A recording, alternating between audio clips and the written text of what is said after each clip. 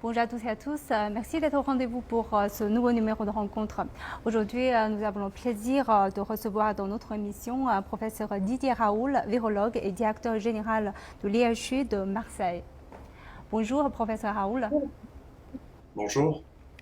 Alors, j'ai remarqué que vous avez publié de nombreux ouvrages concernant les médecins, les vaccins et le Covid-19, et même avant la pandémie. Et récemment, au début de l'année, vous avez publié un livre intitulé Chronique pour une humanité en quête de repères. Donc, comment avez-vous eu l'idée d'écrire ce livre qui est apparemment, par le titre, n'a pas grand chose à voir avec le médecin, la médecine. Si vous voyez, au contraire, je trouve que notre civilisation occidentale a basé sa philosophie presque exclusivement sur le progrès, en particulier le progrès scientifique. Et ce progrès scientifique, associé à l'enrichissement qui est dû à notre système économique, a permis en une centaine d'années une augmentation très importante de l'espérance de vie et de l'argent, et a permis de très nombreuses découvertes. Mais dans le 21e siècle, les choses commencent à changer, c'est-à-dire qu'il y a beaucoup moins de grandes découvertes au 21e siècle que ce qu'il y en a eu au 20e siècle. Il n'y a pas vraiment, dans les pays riches, de progression de l'espérance de vie ou de la santé parallèle à la richesse. Par exemple, le pays le plus riche du monde, qui est les États-Unis, qui a 1,5 fois le PIB par tête d'habitant de la France, a une espérance de vie actuelle, après le Covid, qui est de 76 ou 77 ans, c'est-à-dire du même niveau que Cuba, ou de même niveau que l'Afrique du Nord. Il n'est pas très loin de celui de la Chine. Il est très inférieur à celui des pays périphérique de la Chine. Donc il y a quelque chose qui s'est passé qui fait qu'il n'y a plus une connexion directe entre l'argent et la santé. Et on sait ça depuis un certain nombre d'années, c'est très étudié. Quand on dépasse 20 000 dollars par personne en moyenne de produits internes bruts, eh bien, il y a une déconnexion avec l'augmentation de la santé. C'est-à-dire que la santé ne dépend plus de la richesse à partir d'un certain point, et c'est un phénomène nouveau. Et donc cette course en avant, sur un certain nombre de points, n'évolue plus très rapidement. Par exemple, moi dans mon métier, dans la santé, moi je m'occupe de maladies infectieuses, si vous voulez, il y a eu très peu de découvertes de traitements de nouvelles maladies infectieuses. Un des traitements les plus importants vient de Chine, et même de Chine du temps du président Mao, qui est le traitement du paludisme à partir d'extraits de plantes qui étaient utilisés depuis 2000 ans. Ce n'est pas de la high-tech chimique, vous voyez. L'autre, c'est le traitement de l'hépatite C. C'est les deux traitements les plus révolutionnaires depuis plus de 20 ans. Donc il y a très peu de choses. Alors, quelle est la direction alors du progrès dans le futur selon vous? Parce que là, vous dites qu'il n'y a plus d'espace pour la progression. Moi, je pense qu'il y a dans la nature, si vous voulez, une fertilité et une diversité de molécules que nous ne connaissons pas encore, qui jouent peut-être des rôles sur des choses que nous n'arrivons pas bien à soigner. Mais vous savez, il y a, quand on arrive à un certain niveau financier, on arrive à une espérance de vie qui est de 85 ans. On ne va pas vivre jusqu'à 120 ans, c'est une illusion. Voyez. Oui. Donc le principe, c'est d'amener la plupart des gens à 85 ans. Si on fait ça, c'est bien. Mais ensuite, le corps est usé, nous sommes usés après 85 ans. Et donc, de toute manière, il faut bien mourir un jour. Ouais. Donc, on ne va pas devenir immortel. Ouais. Donc, l'idée, c'est de rattraper. Alors, il y a des maladies pas très fréquentes qui tuent plus jeunes, si vous voulez. Donc, il faut s'occuper de ça. Mais par exemple, moi, j'ai regardé en France, vous voyez, l'espérance de vie en France et en Europe en général, qui a été gagnée depuis 20 ans, c'est essentiellement les accidents de la route et l'arrêt du tabac. Si vous enlevez, parce que les accidents de la route, comme il tue des gens assez jeunes, si vous voulez, ça fait baisser l'espérance de vie. Là, le Covid, chez nous, en dépit du fait qu'il y en a eu beaucoup, sur l'année dernière, c'est-à-dire en 2021, l'espérance de vie était la même qu'en 2019 ou en 2018. Ça n'a pas changé parce que les gens qui sont morts avaient 80 ans en moyenne. Ouais. Donc ça ne va pas bouleverser l'espérance de vie. Si vous voulez, on ne peut pas compter qu'il y a des médicaments qui vont bouleverser notre espérance de vie. Voilà. On est à la fin d'un cycle, vous voyez. Alors, ce que vous dites, c'est plutôt il faut corriger une relation anormale entre, par exemple, le grand groupe pharmaceutique qui a beaucoup de relations avec de l'argent et de reconcentrer sur la nature pour pour encore concentrer sur les recherches pour vraiment trouver de nouvelles découvertes.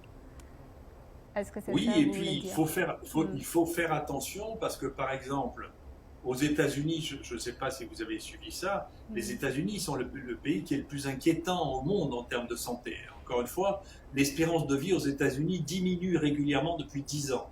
Et la raison, c'est... Il y a deux raisons, enfin il y a trois raisons. La première raison, c'est l'obésité. Et l'obésité, elle est due à l'épidémie de sucre. Le sucre est comme une drogue. Si vous prenez du sucre, oui, c'est facile une heure de après, vous avez développer envie de l'addiction. remanger du sucre. Voilà. Ça donne une addiction. Donc il faut lutter contre toutes les boissons sucrées, empêcher les enfants de boire des boissons sucrées. Il faut faire très attention. Parce que sinon, vous vous repromettez. Et donc les États-Unis sont le pays qui a la plus grosse proportion d'obèses. Et les obèses ont une baisse de l'espérance de vie très significative. Ça, c'est un premier point. La deuxième chose qui s'est passée aux États-Unis, ce qui est extraordinaire, qui est terrible, c'est qu'il y a une industrie pharmaceutique qui s'appelle Purdue. Ça va vous rappeler quelque chose si vous connaissez l'histoire de Chine et l'histoire de Hong Kong. C'est quand les Anglais ont emmené les Chinois à consommer de l'opium. Vous vous rappelez la guerre de l'opium et la guerre des boxeurs. Eh bien, il s'est passé la même chose, c'est-à-dire qu'un laboratoire qui s'appelle Purdue a réussi à convaincre les médecins, les autorités, que les drogues basées sur l'opium n'étaient pas addictives. Et on a estimé que ça a fait 500 000 morts. C'est donc l'industrie pharmaceutique, aidée par des cabinets de conseil pour des milliards, qui a réussi à rendre droguée la population américaine avec une mortalité qui est plein de procès en cours pour ça. C'est des choses établies. Déjà, McKinsey, qui les conseillait, a payé plusieurs centaines de millions de dollars pour arrêter les poursuites parce que c'est eux qui expliquaient comment il fallait payer les médecins, comment il fallait... Ils avaient des partenaires, c'est un rapport du Sénat américain, ce que je vous dis, c'est pas mon opinion. Ils avaient des partenaires dans la FDA, ils avaient des partenaires, vous voyez, dans le gouvernement, ils avaient des partenaires dans Purdue, et donc ça veut dire que c'est l'industrie pharmaceutique qui a tué 500 000 personnes. D'accord, en disant que c'était pour leur confort, vous voyez, et tout le système était celui lié au fait qu'on disait il n'y a pas de raison de supporter la moindre douleur. Donc même si vous avez mal au genou parce que vous avez trop marché, on vous donne de l'opium. Vous voyez, il ne faut pas faire ça. Et donc ça, l'Amérique a tué énormément de gens du fait de l'absence de contre-pouvoir. Or, vous avez des gens, vous savez, en Chine, il y a eu plusieurs industries qui ont été pénalisées pour de la corruption. Vous savez que quand vous avez quelque chose comme Pfizer, c'est 81 milliards de dollars de chiffre d'affaires. C'est l'équivalent du PIB de la Nouvelle-Zélande. La puissance de ça, c'est incroyable en termes financiers. Avec la moitié de bénéfices, on peut acheter tout ce qu'on veut avec ça. Donc il y a un problème avec ces sommes absolument considérables. Il n'y a pas assez de contrôle sur les rapports de conflit d'intérêts qu'il y a entre les gens qui prescrivent, les gens qui décident que ces médicaments peuvent être disponibles ou pas disponibles, et la force qui est en regard, la défense en face de cette force financière phénoménale n'est pas assez puissante. C'est vrai que le conflit d'intérêts, on en parle aussi en Chine entre les médecins et les groupes pharmaceutiques. Et le troisième point, enfin, vous avez dit il y a 3 points, n'est-ce pas?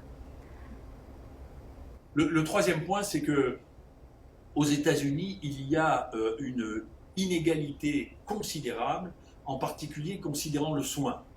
Pour les soins, si vous voulez, il n'y a pas comme vous avez la sécurité sociale, c'est-à-dire les soins qui sont presque gratuits pour tout le monde, parce que l'on paye, mais les gens payent au fur et à mesure qu'ils sont malades. Donc s'ils n'ont pas pris d'assurance pour les couvrir, en l'espace, s'ils doivent aller dans une réanimation, par exemple, pendant 3 semaines, ils peuvent être entièrement ruinés, avoir leur maison à vendre, tout vendre, parce que ça coûte extrêmement cher et qu'il n'y a pas d'assurance automatique d'État pour couvrir les dépenses de santé. Donc il y a cette inégalité de moyens pour payer les soins, qui est considérable. Il y a l'obésité et il y a eu l'intoxication par les médicaments de l'industrie pharmaceutique. Alors, vous avez mentionné le Covid. Effectivement, vous avez beaucoup écrit sur le Covid et beaucoup parlé de Covid. Et vous avez vraiment une vision un peu globale, non seulement en France, mais vous regardez aussi ailleurs dans le monde. Donc, alors là, j'ai vu que récemment, vous avez dressé aussi un bilan de Covid de 2 ans. Donc, selon vous, est-ce que maintenant, on peut dire il y a des pratiques qui, selon vous, qui sont les plus efficaces pour lutter contre cette maladie? Je pense que ça va ressembler petit à petit, c'est un peu ce que l'on voit la plupart du temps dans l'évolution de ces maladies. Au fur et à mesure, les variants sont plus fréquents et moins dangereux. Donc ça donne l'équivalent des rhumes, si vous voulez, ou de rhinovirus, qui est un virus de même nature. Donc je pense que ça va évoluer comme ça. Je pense que l'idée que l'on pouvait avoir au début, et qu'il y a eu en Chine par exemple au début, de dire on va créer une zone qui est libre du virus, est une illusion. On a vu au début, s'il y avait eu un seul virus, et qu'il n'y ait pas de vagues successives de virus nouveaux. Ce n'est pas des vagues du même virus qui viennent, c'est des virus nouveaux à chaque fois, qui ont un peu changé. Eh bien ça, vous ne pouvez pas définitivement interdire toute entrée de virus dans la Chine, ce n'est pas possible. Il en reviendra. Donc ce qu'il faut, c'est le gérer, et donc il faut protéger, bien identifier les gens qui sont les plus susceptibles, ceux qui ont le plus de risques, qui sont les obèses, les immunodéprimés, les gens de plus de 75 ans, ceux-là, il faut vraiment les protéger, parce que c'est eux qui risquent de mourir. Et pour les autres, il faut utiliser, pour éviter la transmission, beaucoup l'alcool sur les mains, les masques chez ceux qui sont malades, très important, chaque fois que les gens tous reniflent, il faut qu'ils portent un masque. Pour les autres, vous avez déjà l'habitude en Chine de porter les masques, donc c'est plus banal que ça ne l'était chez nous. Et puis, il faut isoler quand les gens sont malades, il faut qu'ils évitent physiquement le contact des gens qui sont les plus vulnérables, les plus faibles, vous voyez. Et donc, c'est une lutte, c'est la guérilla, vous voyez, qu'il faut avoir contre le virus, comme on a tout. Oui, effectivement, vous avez écrit Carnet de guerre Covid-19. Donc est-ce qu'on est vers la fin de la guerre ou ça sera une guerre continuelle qui va durer? Si vous voulez, je pense qu'on peut prendre, si vous voulez, l'exemple de la grippe ou des rhinos. Vous savez, il y a déjà 4 coronavirus qui sont ce qu'on appelle endémiques, dont un s'appelle Hong Kong, qui circulent, si vous voulez, tout le temps. Il se passe comme maintenant avec les coronavirus, la part la plus importante de virus qui circulent chez les gens qui sont asymptomatiques, qui ne savent pas qu'ils sont infectés. En Afrique, où je travaille, par exemple, on peut trouver jusqu'à 8% dans la population générale de gens qui sont porteurs de ces coronavirus. Et donc, on voit bien qu'une partie de ces coronavirus évolue vers ça. Elle évolue vers des maladies de plus en plus banales, voire des formes asymptomatiques parce que vous avez une bonne immunité ou parce que vous avez été infecté par un virus proche, comme on a avec les virus du rhume, le rhinovirus. Les autres coronavirus sont des virus de rhume en général, où ça évoluera comme la grippe, si vous voulez, où la grippe est un peu plus sévère que les coronavirus endémiques, mais à part des exceptions qui sont malheureuses chez les gens plus jeunes, elle tue surtout des gens qui sont âgés, qui meurent d'infections respiratoires et qui sont banales chez les enfants. Vous voyez. Alors, je voudrais continuer un peu là-dessus sur votre livre, parce que vous avez écrit dans votre livre, nous sommes au début d'une époque où l'information sans hiérarchie, le courrier des lecteurs, les réseaux sociaux vont pouvoir définir par eux-mêmes, sans aucun substrat réaliste, la médecine et ses dangers. Est-ce que vous parlez ici une sorte d'effet de bulle? Non, si vous voulez, dans les réseaux sociaux, c'est intéressant, mais ça a un avantage et un inconvénient. Bah, vous utilisez le réseau social aussi pour s'exprimer. Bien sûr. Ça a un avantage, c'est que c'est pas entièrement, mais c'est plus libre. Il y a moins de censure sur les réseaux sociaux. Il y en a. Il y a des mots-clés dans les réseaux sociaux. Si vous dites chloroquine, hop, on vous sort de YouTube. On vous sort de... c'est un mot-clé. Et donc, on coupe le truc. Donc, il y a une censure. Donc, c'est intéressant parce que vous voyez, Elon Musk qui a racheté Twitter, il le rachète en particulier pour empêcher la censure sur Twitter. Et je pense que c'est très bien. Donc quand vous n'avez pas de censure et vous n'avez pas de tri, donc vous ne savez pas quelle est la valeur de ce que vous dites, mais en même temps, vous pouvez tout dire. Ouais. Tandis que sur les médias mainstream, on ne peut pas tout dire, mais il y a une censure énorme, qui est beaucoup plus importante que sur celle des réseaux sociaux. Il y a des choses dont vous ne savez même pas l'existence parce que ça n'est pas dans la ligne des télévisions mainstream. Et donc, moi j'avais regardé, par exemple, j'ai fait un travail en regardant les causes de la mortalité aux États-Unis, il y a un an de ça, et puis regarder ce dont parlait la presse et de ce dont parlait Google. D'accord ? Eh bien, la presse, pour les trois choses qui faisaient le plus de bruit dans la presse, il y avait les homicides, les suicides, vous voyez, et le terrorisme. En réalité, ça représentait 5% des morts, 70% de l'information. Tandis que si vous regardiez sur Google, ça ne faisait que 30% de l'information. Donc la déformation de l'information dans la presse, et donc c'était là, vous avez pris le New York Times, le Guardian et le Washington Post, donc la déformation dans la presse et dans la presse écrite, c'est encore pire dans la presse télévisée, la déformation de l'information est considérable. Il y a une distorsion considérable de l'information qui se base sur des points. Si vous regardez en réalité, si vous voulez, le nombre de morts qu'il y a à la surface de la Terre par le terrorisme, c'est ridicule. En fait, le niveau d'information par rapport au nombre de morts n'a strictement rien à voir avec la réalité. En fait, vous avez eu une conférence de presse hier, je dis récemment pour la rediffusion.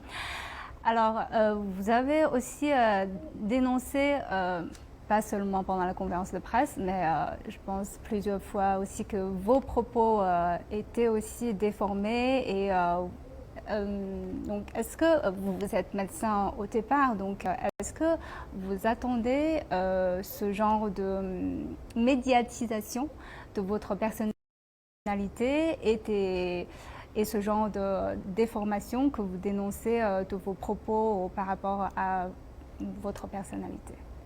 Est-ce que ça vous a surpris? Les choses ont pris une telle ampleur, c'est le témoin, je crois, du fait. Ça rejoint la question que vous posiez sur ce livre plus philosophique que j'ai écrit. Ouais. On est une société, nous ici, terrifiée, terrorisée. On a une peur terrible de l'avenir parce que notre modèle est en train de disparaître. Notre modèle de on va résoudre tous les problèmes avec le progrès, on voit que c'est pas vrai. Voilà. Et donc parce qu'on voit que c'est pas vrai, il y a une émotion et une peur terrible, et donc sur lequel il y a une surréaction. Et donc, on voit bien, encore une fois, si on prend les chiffres, à condition qu'on gère les choses avec calme, vous ne pouvez pas dire que le Covid a changé l'espérance de vie en Chine. C'est pas vrai. Vous vous en rendez même pas compte. C'est moins que les accidents à vélo. Enfin, vous voyez, c'est pas raisonnable. Mais il y a une émotion face à ça qui témoigne de l'émotion de la société qui naît de multiples raisons, si vous voulez, qui est l'évolution. La société actuelle laisse moins d'espoir, moins de perspectives d'avenir, et donc il y a une angoisse considérable de la société qui vient avec une réactivité extrême à tout événement qui est nouveau. En Et fait, donc, oui. ces événements deviennent des événements qui prennent une grande valeur symbolique, si vous voulez, et qui déclenchent des réactions qui sont très disproportionnées. Alors, vous dites dans une interview télévisée, vous dites qu'aujourd'hui, nous n'avons pas de droit de réfléchir, on est dans un camp ou dans l'autre. Et j'ai entendu aussi que vous avez dit pendant votre conférence de presse qu'aujourd'hui, il existe même des vaccins de droite et des vaccins de gauche. Donc, que pensez-vous de ce genre de phénomène? Pouvez-vous nous expliquer davantage? Encore une fois, je pense que comme le monde est compliqué, le monde est pessimiste. Vous savez, si vous regardez en France, la France est un des pays les plus pessimistes parce que la France a une position économique, scientifique qui diminue par rapport aux autres. Donc on a un sentiment de déclin en France qui se sent. Il y a un sondage qui a été fait récemment qui montre qu'il y a 63% des Français qui pensent que l'on est proche de l'effondrement. Donc il y a un pessimisme terrible dans ce pays. Les gens sont extrêmement pessimistes. Et ils ne comprennent pas, parce qu'il y a beaucoup de choses qui sont très complexes, qui sont mal expliquées parce que les véhicules, ce qui pourrait être des véhicules de connaissance, la presse, est en réalité trop simplifiante et puis trop souvent devenue un instrument de propagande. Donc, les gens n'ont plus le choix qu'entre deux solutions. On est pour ça ou contre ça. Et c'est la seule chose que dit la presse. La presse véhicule en permanence, c'est ça qui est bien et c'est ça qui est mal. Et bien entendu, c'est jamais aussi simple que ça. Et les choses, elles ont des bons côtés et des mauvais. Il faut balancer entre est-ce que c'est plutôt bon dans cette situation ou c'est plutôt mauvais dans cette situation. Mais tout ce qui est la nuance, tout ce qui est l'intelligence, tout ce qui est la réflexion, actuellement disparaît. Et ça, c'est ça qui est très inquiétant et qui fait que moi, j'ai eu des fonctions au ministère de la Santé. Il y a 20 ans, les gens qui étaient à gauche étaient contre les vaccins et maintenant, les gens qui sont à gauche voudraient que les vaccins soient tous obligatoires. Donc c'est très bizarre, ça n'a pas de logique. Il n'y a pas de logique derrière ça, mais il y a une idéologie qui est changeante, si vous voulez, parce que les gens ne savent plus trop quoi penser. Et donc, c'est plus simple de penser, c'est plus facile de penser des choses très simples. Il y a des gens qui misent en doute vos propos aussi, par exemple, quand vous dites que dans une interview que si vous aurez le choix à choisir, vous aurez préféré le vaccin chinois que le vaccin ARN messager. Donc ça a suscité beaucoup de polémiques et il y a aussi comment démontrer, ça c'est un exemple, que vous, ce que vous dites, c'est la vérité. Je ne crois pas qu'il y ait une vérité. Le vaccin chinois, si j'avais, moi, conseillé, et j'ai essayé de le faire, si j'avais eu à conseiller l'industrie française, Sanofi par exemple, je leur aurais dit, faites ce que vous savez faire, c'est-à-dire, comme pour le vaccin contre la grippe, vous prenez des vaccins, vous les inactivez, vous les tuez, vous prenez plusieurs virus à la fois, comme on fait pour la grippe, vous les tuez, vous mettez dedans ce qu'on appelle des adjuvants, c'est-à-dire des choses qui renforcent le pouvoir immunitaire, et vous utilisez ça. Parce que ça, on sait très bien comment ça marche, on sait très bien depuis longtemps ce que ça fait, parce que c'est le vaccin contre la grippe, on sait très bien que ce n'est pas parfait, on ne peut pas avoir 100% des gens qui vont être immunisés, en particulier Ça diminue malheureusement avec l'âge, mais on ne prend pas de risques, on sait ce qu'on fait et on sait que ça marche à peu près. Et donc, c'est ce qu'on fait, c'est le vaccin chinois qui a été fait en pratique. Avec le reste, on ne sait pas trop ce qu'on fait en pratique. C'est-à-dire que, on prend une cible très petite, et donc ce qui s'est passé, en particulier là, avec Omicron, c'est que si vous changez un peu quelque chose, cette cible, qui s'appelle Spike, eh bien, le vaccin ne marche plus très bien. Très vite, il s'épuise. Je ne sais pas si vous avez vu les derniers travaux là, qui sont sortis. Après une 4e dose de vaccin, le vaccin contre Omicron marche entre 7 jours et 31 jours. Et après, il marche plus. Donc, si vous voulez, c'est parce que Omicron est trop différent, sa spike est trop différente, pour que ça marche vraiment bien. Tandis que le vaccin chinois, il y a toutes les protéines du virus. Alors, bien entendu, la spike est très immunogène, mais il y a d'autres protéines. Et donc, ça fait que vous pouvez garder une certaine forme d'immunité. Et en tous les cas, vous savez qu'il y a peu de chances que vous ayez des mauvaises surprises parce que des vaccins comme ça, on en fait depuis très longtemps. Ça, c'est une technique traditionnelle à ma connaissance. Voilà. Alors, puisqu'on parle... que les vaccins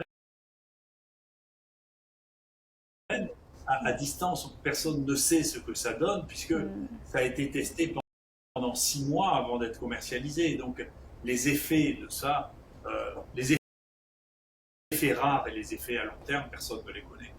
Alors, puisqu'on parle de la Chine, je sais que vous êtes venu 2 fois en Chine, n'est-ce pas? Pouvez-vous nous partager avec nos téléspectateurs un peu vos expériences en Chine?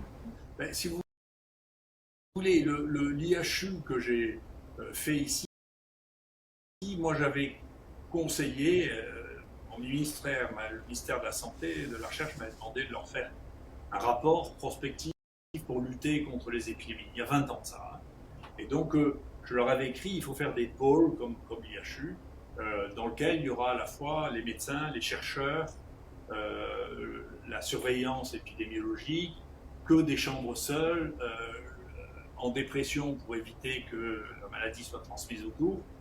Et puis, ça c'était 2002-2003, ça n'avait pas été suivi d'effet, donc il n'y a pas eu de plan national pour faire ça, alors c'est ce que je recommandais. Et puis en 2005, j'ai été, la ville de Marseille est jumelée avec Shanghai. Et donc ils ont fait un voyage, et c'est les Chinois qui ont demandé que je vienne, parce qu'ils ne connaissaient que moi. Donc ils ont dit, faites, à Marseille, j'étais le seul qui connaissait en réalité. Et donc ils ont demandé, non, mais on voudrait bien que vous veniez avec M. Raoult, donc je suis allé, et j'avais préparé une présentation sur ça, sur les maladies émergentes, et je suis allé justement dans l'hôpital qui venait de finir d'être construit à côté de Shanghai, à la suite, en réponse au SARS, à une vitesse folle, hein, parce que c'était en l'espace de 2 ans et demi, cet hôpital a été construit, et donc je suis tombé amoureux de cet hôpital qui est extraordinaire. Il y avait un hôpital dans lequel, je crois, 680 lits qui sont tous en dépression, avec des SAS partout, avec des salles d'opération qui sont de niveau 3, avec des scanners qui sont de niveau 3. Donc ici est le plus bel hôpital de maladies infectieuses que j'ai jamais vu. Et donc vous m'avez vexé parce que je n'avais pas été capable de faire ça. Et en plus de ça, celui qui voulait tellement me faire venir m'avait dit avec beaucoup d'ironie, vous en France, vous êtes combien? 40 millions? Parce que nous à Shanghai, on est 20 millions. Donc il mettait le rapport de force, vous voyez, de Shanghai à la taille de la France, qui était très vexant pour un Français. Oui. Mais en même temps, il m'a dit, écoutez, voilà, on voulait que vous veniez parce qu'on voulait que vous preniez des élèves à nous pour leur apprendre à faire le séquençage pour le virus du sida. Parce que chez vous, vous êtes spécialiste de ça. Et si vous êtes d'accord, on vous envoie quelqu'un, on paye tout pour lui, et vous le formerez pour qu'il nous apprenne le séquençage. Donc les gens de Shanghai qui ont commencé à faire du séquençage ont été formés chez moi. À cause de ça. Et moi, je suis revenu en disant, attendez, j'avais raison de vouloir un hôpital comme ça parce qu'eux l'ont fait et c'est ça qu'il faut faire. Et donc, je me suis beaucoup battu pour faire l'IHU qui est un petit modèle de ce que j'avais vu à Shanghai. Donc on s'influence les uns les autres, bien entendu. Chacun de nous doit apporter une manière de faire et de penser. Et donc maintenant que j'ai commencé à apprendre aux gens à faire les séquences pour les virus, maintenant on est dans une compétition terrible avec vous. Et vous pensez que dans le futur, il y aura des projets de coopération avec vos confrères en Chine dans le futur? Ah ben, on est très disponible, on est très ouvert, hein. Alors, je vous remercie, professeur Raoul, pour votre temps et pour avoir partagé vos opinions avec nos téléspectateurs. Je vous remercie. Au revoir. Et je vous remercie d'avoir suivi notre discussion. À la prochaine. Je vous remercie d'avoir suivi notre discussion. À la prochaine.